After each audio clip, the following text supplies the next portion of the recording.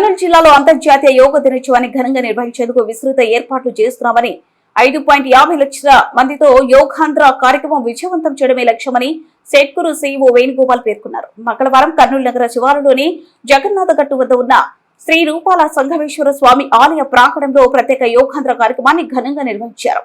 ఈ కార్యక్రమానికి హాజరైన సెట్కూరు సీఈఓ వేణుగోపాల్ మాట్లాడుతూ జూన్ 21న నిర్వహించనున్న అంతర్జాతీయ యోగ దినోత్సవాన్ని జిల్లా వ్యాప్తంగా అత్యంత వైభవంగా నిర్వహించేందుకు అన్ని ఏర్పాట్లు పూర్తి చేసినట్లు తెలిపారు. జిల్లాలో మొత్తం 5,50,000 మందితో యోగా కార్యక్రమాలను నిర్వహించేందుకు ఇప్పటికే రిజిస్ట్రేషన్ నమోదు ప్రక్రియ పూర్తయిందని ఆయన వెల్లడించారు.